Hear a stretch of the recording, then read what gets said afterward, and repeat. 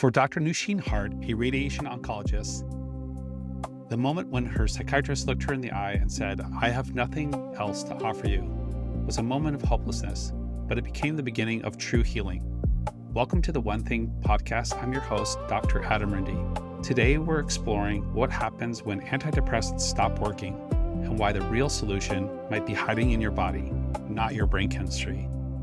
Joining me today is Dr. Noushin Hart, a medical doctor, an oncologist, and energy healer who discovered that 30 years of depression and insomnia weren't about serotonin. They were about unprocessed childhood trauma and a nervous system stuck in survival mode. In this episode, we'll learn how somatic approaches rewire our nervous system without medication dependency, and why one doctor's journey off antidepressants led to genuine healing. If you've felt stuck despite medication, this conversation is for you. Let's dive in. Noushin, welcome to the One Thing podcast. It's great to be here with you today. Thanks. Thank you for having me. You're welcome. Well, I want to get right into things with you because you have so much to share and such an interesting background. And I think the first place to start is hearing about your own personal experience and a moment when you realized antidepressants were working, but you weren't really healing. What did you find was actually missing in your own healing journey? Antidepressants work to a certain degree and up to a certain time, but they really stopped working. And the predominant effect I was getting from them was side effects. And what is really alarming about antidepressants is that their side effects are very similar to the symptoms of depression. And at some point, you can't even distinguish whether this is you and your symptoms that are not getting better, or if these are the side effects of treatment. And for me, what broke the box of Western medicine and set me free was when I clearly remember, as if it was yesterday, my psychiatrist looked me in the eye and said, "I have nothing else to offer you."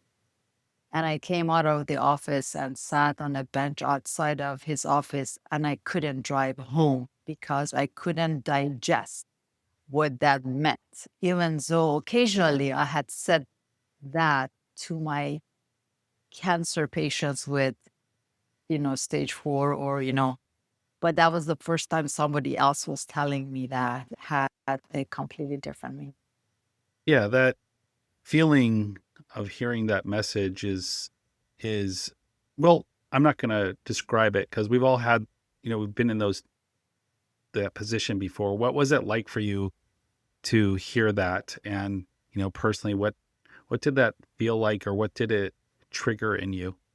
What I should have heard was that this is the end of what Western medicine had to offer me. That is not what I heard.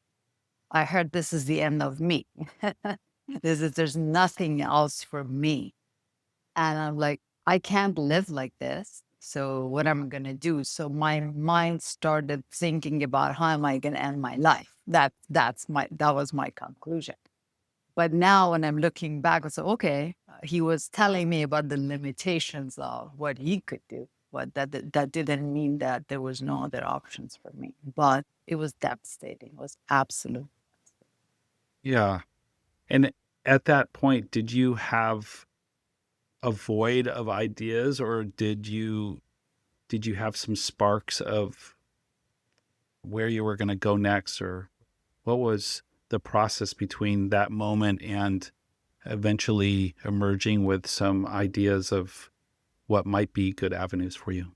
So after I came out of the shock of digesting that, the very first thing I did, I went to Brazil to John of God. I just had read about it, with Oprah and all that. And at that point, as a Western trained physician who was always asking for data went out of the door. I did not care at all I'm like, I'm going. I mean, what else am I going to do? Because the last thing he said, I suggest you do electroconvulsive therapy. I'm like, no, I'm not doing that.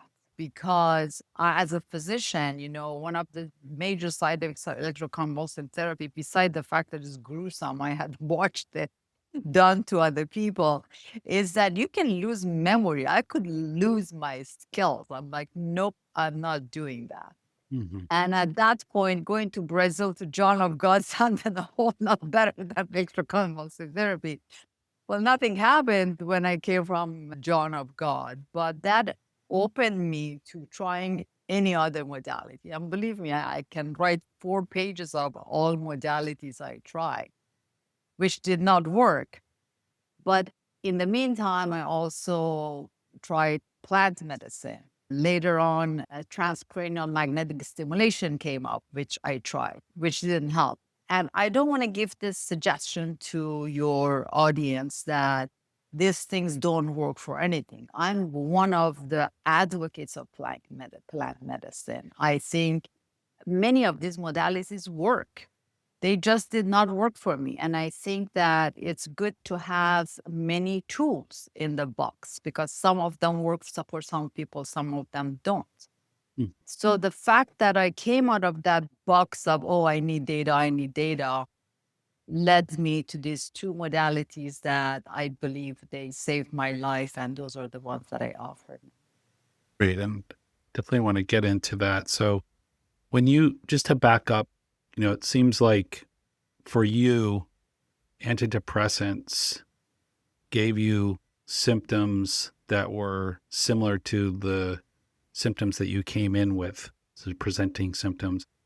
Now, we know that's not true for everyone, and some people do benefit or report subjective benefit.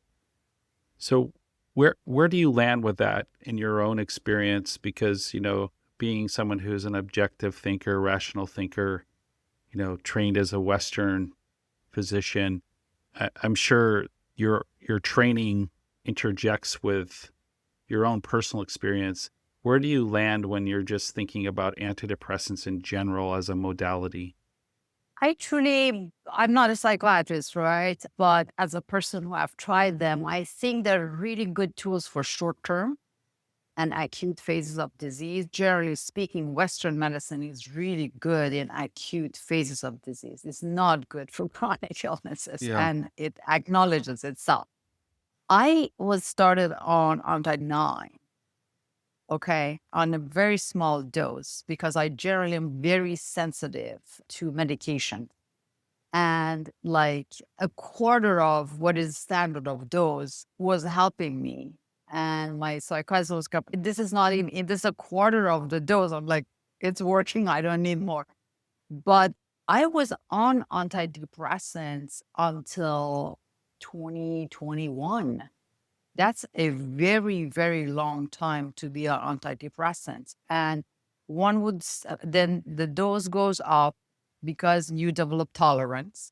And then they switch it to something else and they switch it to something else.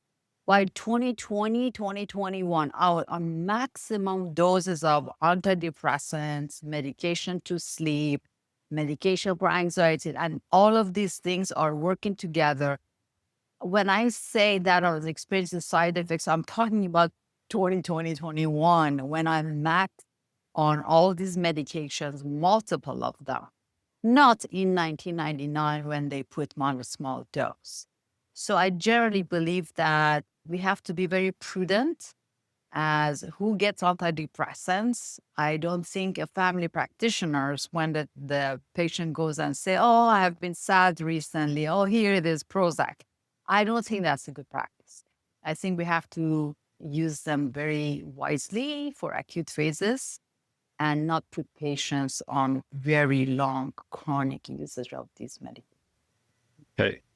So it sounds to me that, with antidepressants are based on this serotonin angle of depression. So Right. that everything's connected to serotonin and Yes. the depression is related to serotonin transmission issues or uptake issues and production issues. So where's that, what's that missing? And from your experience, like it, it obviously isn't the whole answer. I mean, psychiatry now is questioning that very proposal that, depression is because of lack of serotonin or reduction of serotonin. There's so many things missing, like the fact that most of our serotonin is made in our gut is missing from that proposal. And I really like in your practice that you pay so much attention to gut and healthy gut. There's so much missing in the whole idea of looking at the whole person. And even though, for the most part, at least psychiatry understand the link between childhood traumas and mental illnesses, I don't think they really, really pay attention to that HPA axis, hypothalamus, pituitary gland and adrenal, and how this is affecting the whole body of a person, their gut, the inflammation in their system, the very fact that they are on this, the fire alarm is going on 24/7, right? So one of my major initial symptom that lasted for 30 years was insomnia. I could not sleep. And no matter how much medication you gave me, I could not sleep because I was sexually abused since I was 4 years old until I was a teenager in my late teens. I was so hyper at night because this was happening in my bed.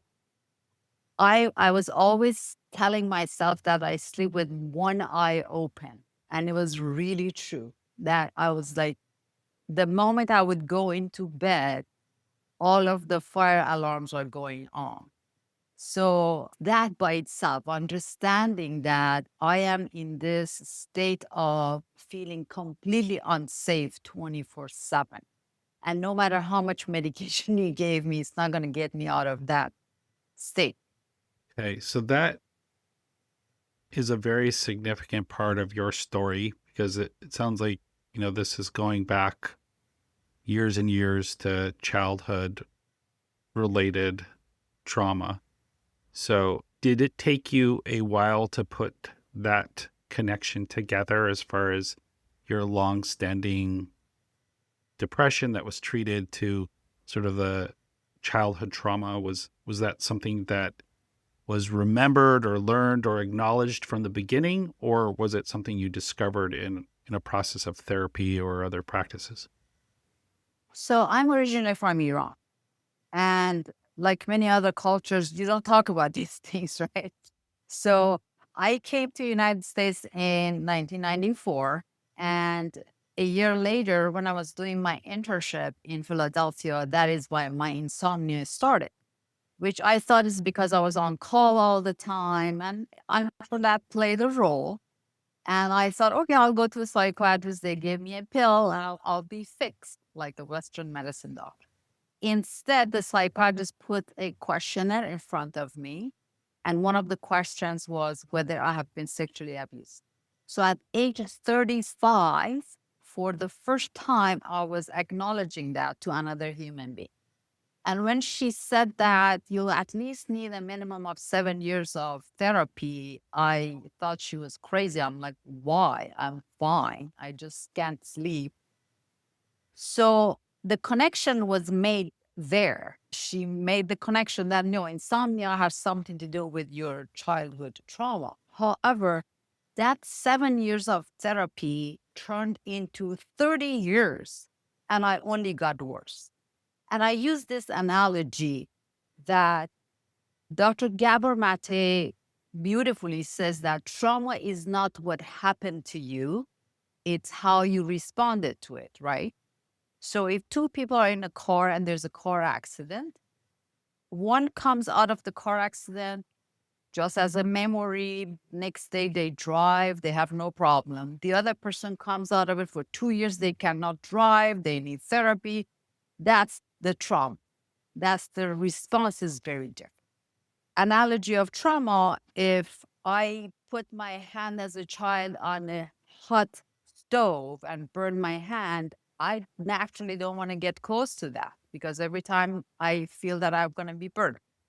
To me, repeating my childhood stories of sexual abuse and emotional abuse and physical abuse and this and that, and over again to multiple therapists and psychotherapists because I was moving all over the United States, was inviting me to put my hand on that hot stove over and over again. And I was just being re-traumatized. And that is why I was getting worse. What MAP did for me, it turned the heat of that stove down, then had me touch the stove, and I felt safe. If the problem was not the stove, the problem was the heat of that stove. And when the negative emotions attached to those events was neutralized by MAP, I can tell you those stories 15 more times and it doesn't bother me at all because there's no negative emotion attached to it. So it was not the lack of connection between my childhood trauma, it was the inefficient and inadequate form of therapy. Very interesting. Yeah, I really want to hear more about MAP in just a moment here because it sounds like it has a very unique approach, and it's always interesting to me because it sounds like you discovered somatic therapies, and the somatic approach was a safer approach for you. What is it about trauma that needs a somatic approach? Like, what is it? You've heard all these sayings, like the body keeps the score, and all these stuck trauma, and it's a little bit, I think, hard for a scientist to describe that, from mechanism. And maybe if you were talking to a neurologist and trying to share with them why a somatic therapy worked better than repeating cognitively over and over and over what you experience, what would you say to a neurologist? I go back to that HPA axis because when hypothalamus constantly is alarming the rest of our systems that there's danger, fire, fire, fire, and pituitary gland is stimulating adrenals to secrete cortisol, and you're flooded with cortisol. There's nothing wrong with cortisol for acute phases. Acute inflammation is necessary. If we get a bacterial infection, we need to have fever. And that happens with acute inflammation. But to be in a chronic inflammation for 30 years, every organ is negatively impacted. And the other thing that happens is the imbalance between sympathetic and parasympathetic systems. When you are in survival mode 24/7 for 30 years, 50 years, whatever, the sympathetic is dominant. So you are that deer who is running from the lion and never stops. As opposed the lion who survives the attack of the lion, they literally fall on the ground, they shake, they get all of the release, all that stress, and then start walking like nothing happened. But we human beings don't do that. We keep that all that stress, all that cortisol, all that sympathetic stress that in our bodies. And no therapy would be successful without that shake. Now, that shaking in CAP, in Kundalini activation process, literally happens with involuntary movements of the body. But you can do that along with therapy, doing yoga, doing exercise, dance. Like after each MAP session, I invite my clients to dance to music. But there has to be some form of movement to release all that tension from our body. Wonderful. Hearing you describe this, and I just never put this together in my own mind, but to me, it seems like it would be helpful from a scientific community to consider PTSD as a dysautonomia and put it into that context, because really it's, a dysregulation of the autonomic nervous system. Yes, it And is what it is, right? And again, I was listening to this podcast this morning, and the psychiatrist has yet come up with another device for vagus stimulation. I'm like, really? Do we really need a device to stimulate our vagus nerve? What about touch? What about breathing? What about doing like music? What about some humming, some a prayer, meditation? There's so many natural ways of stimulating our own vagus system. We don't need devices to stimulate our vagus system. And that is so important because that's what shifts that imbalance of autonomic service system into the balance between the two sides. yes, yeah. Yeah, so let's hear a little bit about first MAP and what that is. If you could define it and share with us what people experience with MAP.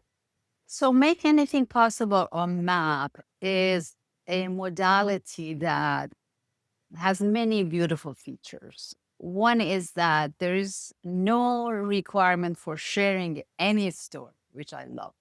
And because of that, it can be done in group. You don't need to talk about anything about your story. All you do, you bring, I tell you how it was done for me. I would bring one of those images of when I was being sexually abused in mind. And then my coach says, okay, now how uncomfortable that image makes you. Give me a number, like from 10 out of 10. And for me, it was like 10 out of 10. Okay, just close your eyes, relax. And before MAP starts, there's an introductory session, watching a video, and the coach with muscle testing, yes and no responses from your, they call it superconscious, but it's really your subconscious mind. And there's a very comprehensive chart that the subconscious mind of the client really guides the coach. Anyhow, as the client closes their eyes and they have that image in their mind's eye, the coach gives some instruction to their subconscious. And this is not hypnosis. They're like completely awake. There's no hypnosis. And for me, the first time I did that in a group, in a matter of 10 minutes, that 10 out of 10 negative reaction, emotion I had to that image dropped to 2 or 3. And for me, that was like mind boggling. It's like, how is that even possible? And that was the analogy of turning the stove down. Now I can come touch the stove without being burnt. The other thing that happened was that obviously I had suppressed many more images that I couldn't even recollect. And then one by one, they come up, they resurface. And I tell my coach, oh, now I have something new in my mind. Okay, what is number with that? So we call it in MAP, we call it Google search. So the subconscious mind brings memories and events that you have suppressed, brings the emotions that you have suppressed, and one by one neutralizes them. And because this is done at the subconscious level, there's no talking. It happens very quickly. What is really happening is very similar to what happens with plant medicine, and that is rewiring of your brain. Your brain literally gets rewired. And that is why it's permanent. That is why it's not like a therapy that for 30 years, every week you have to go and talk about the same thing. Once it's done, it's done. I literally had six sessions of MAP neutralize my child trauma. It's unbelievable. So it's different than exposure therapy in what way? Okay. I go back to the stove. Exposure therapy to me is like you're afraid of a cat, and they first show you the picture of the cat. Then they have you touch something that feels like the fur of the cat, and then they bring the cat in the room. You're still feeling that negative fear, whatever it is. They just teach you to handle it better until you eventually can be with the cat. With MAP, they are bringing down your unconscious reaction to that thing. So in exposure therapy, it's like as if they're getting you closer and closer to that hot stove. They're just regulating your reaction to that hot stove, but stove is hot. In MAP, they turn the temperature of the stove down and they put your hand on a very cold stove, and immediately you're safe. You feel safe. It's like I'm safe. It was not the stove; it was the heat of the stove, and your reaction is immediately gone. Yeah. I don't know if I could explain it Yeah. So, correctly, but that's how it was. It's not gradual. It doesn't take forever. Like with exposure therapy, it could be very gradual and mhm. kind of long process. With MAP is very efficient and very quick. Mm. So, and is that at that point, obviously that was one layer of your journey, and you Uh-huh. then went into more of a kind of a body practice, right? Or deep, Mhm, deep body release practice. So mhm. did those come in as a companion, or are they used in companionship, or are they do they need to work together, or could they survive separately as a, kind of successful therapy? For me, coincidentally, they both showed up in my Facebook, and I was like, well, I'll try them. So it was beautiful that they happened at the same time. But the way I use them now, if somebody comes to me specifically for their traumas, I say, let's start with MAP. But if somebody is just curious about Kundalini activation process, okay, let's do CAP. But CAP brings traumas up. And if traumas come up and it's not major, they don't dysregulate, and it just comes to the surface and leaves, fine. They don't need MAP. But if I see somebody struggling with a trauma that has come up, they say, okay, let's do MAP. So that's why I feel that MAP and CAP could be complementary. So with CAP, the Kundalini is, I think, some sense in my mind is, sort of this deep yoga practice that's unleashing energies. And I'm just curious, like for someone who's been through trauma, is there something about the Kundalini practice that you provide that provides safety for that journey? Because to me, it seems like it would be dipping your toes in some potentially activating waters. So Kundalini activation process or CAP is one of many modalities that deal with Kundalini. And what I offer is completely different from Kundalini yoga. And the way it's done is with music. So they lie down, they close their eyes. I create a playlist of minimum of 60, maximum of 90 minutes.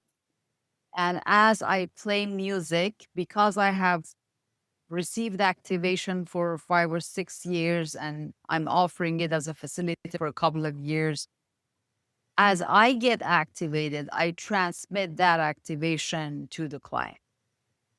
And the way that they can experience it varies from person to person and from session to session. But about 20%, they don't feel anything. They feel that are just lying down and listening to music. About 40%, they go into an internal journey very similar to plant medicine. Mm.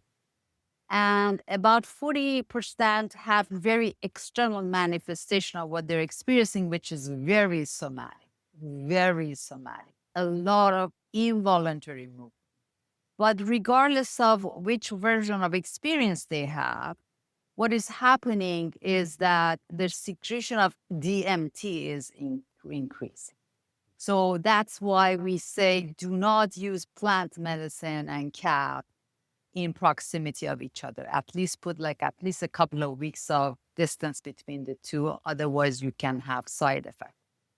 And as a result of that DMT secretion, activation of life force energy in them, they have betterment of physical, emotional, and mental state. Their vibration rises. They just feel happier. I remember when my psychiatrist was signing me off that I can't give you anything. So, what is it that you want? And all I could imagine was peace. I said, I want peace of mind. So my mind stopped working so I can sleep. But after I have experienced CAT, I have had such states of mind that I don't even have words for them. Joy, bliss, such amazing experiences that I don't even have words for them. I just know that they get better as I continue my journey with CAT. Wonderful. So, I mean, I think in a in any chronic illness, we're all wanting we're all wanting transformation, right? So it's like to not go back to the way things were. And Yes. when I hear people choose medications or modalities, it's like, well, if I stop it, then am I just going to Yes. go back Yes. to, is the problem just going to come Right. back? And it's always such Right. a frustrating decision for people because it's like, well, maybe it will help, but don't want to be sort of just dependent on this modality. Now, with this type Hmm. of approach, with Hmm. somatic approaches, to me, it seems as though it is a it's a transformation, but it's something that once you start, you really can't stop that journey. Like you just need to keep working the practice. Is that true? Or do you feel people can just sort of walk away from, say an 8-week process and they're transformed? I can, based on my own experience, tell you what the difference is. When I was on the depressants, I felt dependent.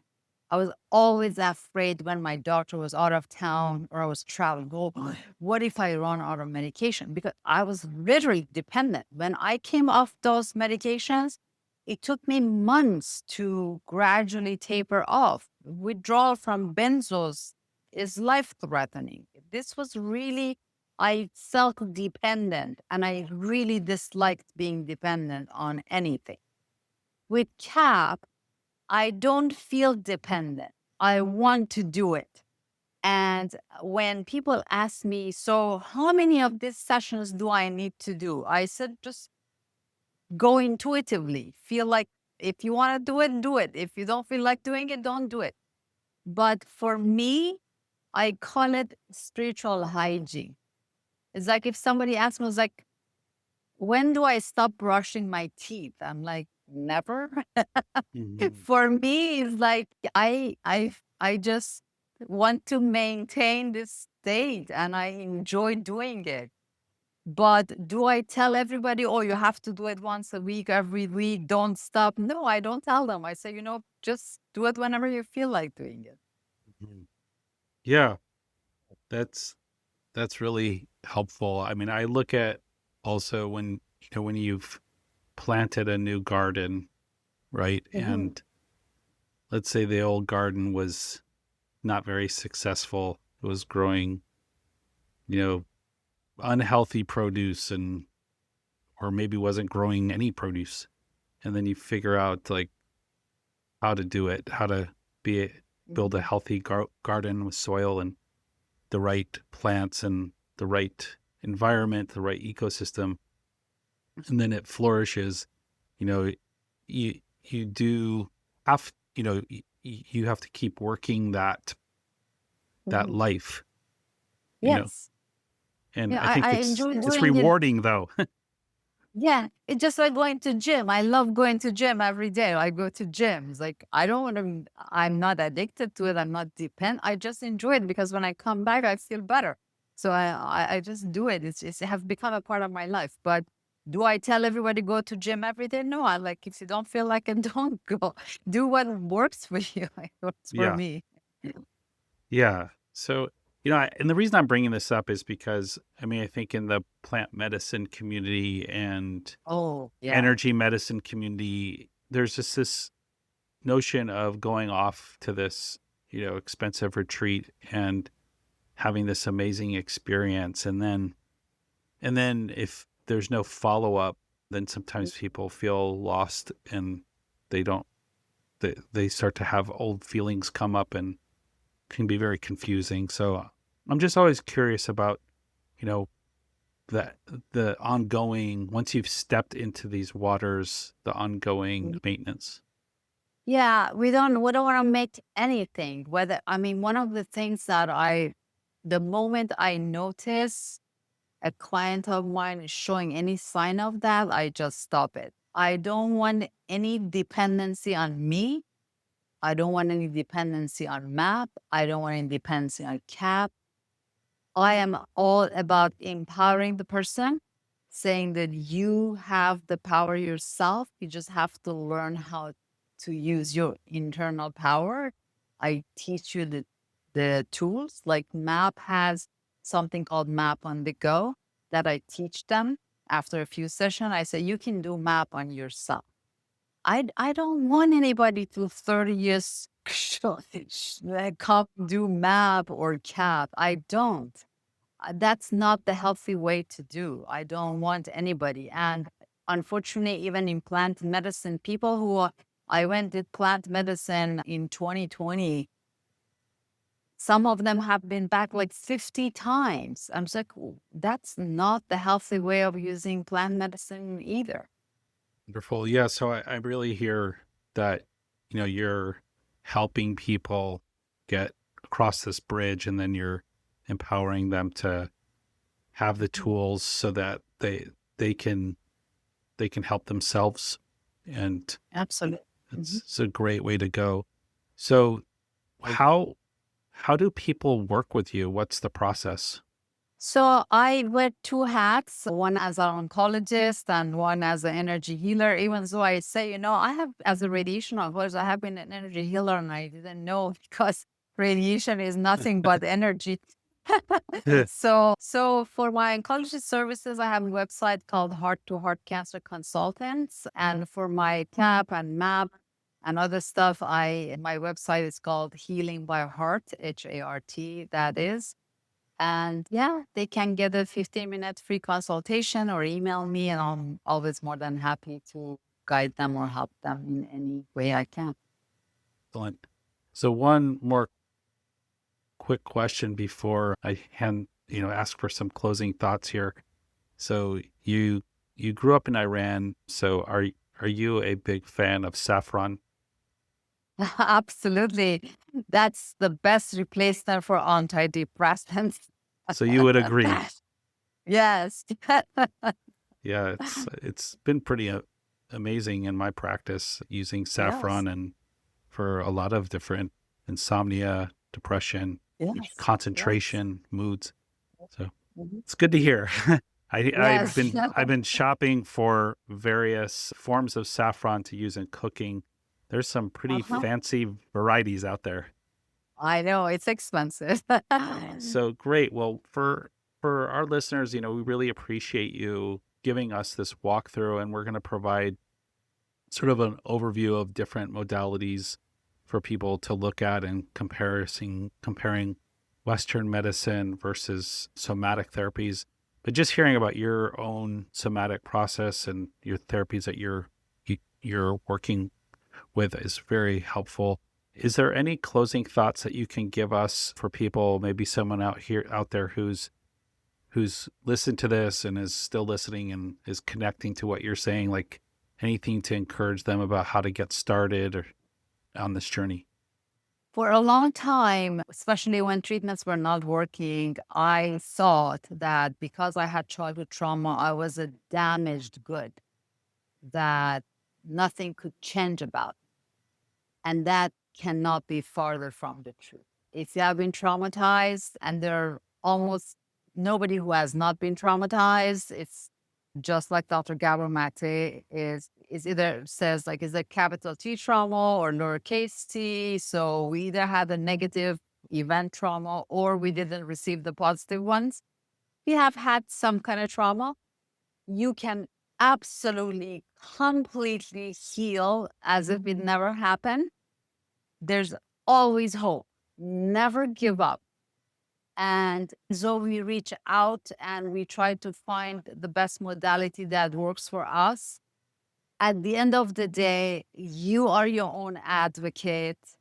If anybody tells you, I don't have anything else to offer you, it's the limitation of that person or that modality. It's not you. You can always find something that works for you. Never give up. Very powerful message. Well, thank you so much for being here, Noushin. And it was a very delightful conversation. Thank you. I appreciate it. Thank you for having me. This is the One Thing Podcast, and I'm your host, Dr. Adam Rindy. The One Thing Podcast brings together leaders in functional and naturopathic medicine to discuss actionable information that may unlock puzzles in the areas of gut health, brain health, metabolism, and longevity. Please note, these episodes do not replace the opinion of your doctor. They are not intended to diagnose or treat any condition. Please discuss this information with your provider and discuss your own unique personal health history before adapting this information. Please subscribe to our episodes so that you can stay on top of the most current information in these areas of medicine.